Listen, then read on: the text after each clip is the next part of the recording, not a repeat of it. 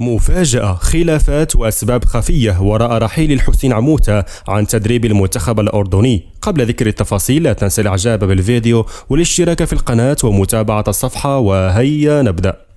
كشفت بعض وسائل الإعلام الأردنية عن الأسباب الحقيقية الكامنة وراء رحيل المدرب المغربي الحسين عموتة عن تدريب منتخب النشامة منتخب الأردن وتدريب نادي الجزيرة الإماراتي،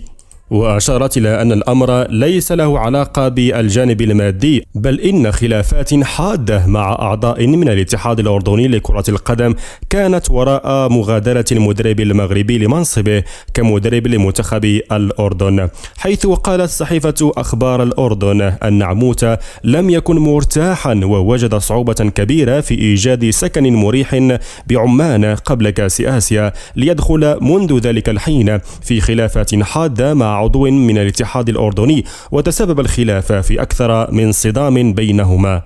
وأضاف ذات المصدر أن المدرب المغربي انتقل حينها لشقة صغيرة واضطر إلى الذهاب للفندق عدة مرات، كما اشتكى المدرب المغربي من نوعية الأقمصة التي لم يكن راضيا عنها. من جهة أخرى، أكدت تقارير أردنية أخرى أن خلافات أخرى تتعلق بالتسيير وباللاعبين وببعض القرارات المهمة بخصوص المنتخب الأردني ومشاركته في كأس آسيا، بل بمشاركته في الإقصائيات المؤهلة إلى كأس العالم، كان لها دور أيضا في رحيل الحسين عموتة عن تدريب منتخب الأردن الذي لم يكن مرتاحا خلال فترة قيادته لمنتخب الأردن. ولكن مع ذلك الكل يعلم أن الحسين عموتة تلقى دعم شعبيا واسعا من جماهير الأردن، واعترافا بدوره المحوري في قيادة منتخب الأردن لنهائي كأس آسيا، بل وتلقى تكريما تاريخيا من ملك الأردن بعد احتلاله مع منتخب النشامة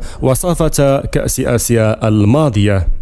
ولكن تلك الخلافات عجلت برحيله عن تدريب منتخب الأردن، ومع ذلك فإن فئة عريضة من الجماهير الأردنية وحتى المغربية تعاتب الحسين عموتة على تلك التصريحات التي قال فيها بأن رحيله عن منتخب الأردن كان لأسباب عائلية فقط. ولكن يبدو أن الحسين عموتة لم يكن يريد أن يفضح المشاكل التي كان يعاني منها، وأراد الرحيل بشكل ودي. ويقود الحسين عموتة خلال هذا الموسم الكروي القادم نادي الجزيرة الإماراتي، حيث أكد الحسين في تصريحات صحفية أن احترافية إدارة نادي الجزيرة الإماراتي ووقوفها إلى جانب ناديها كان من بين الأسباب التي دفعته لاختيار أو للموافقة على تدريب نادي الجزيرة الإماراتي، كما أشار إلى أن هذا النادي نادي ألقاب وأنه سيطمح لإعادته إلى منصات التتويج في الموسم الكروي القادم.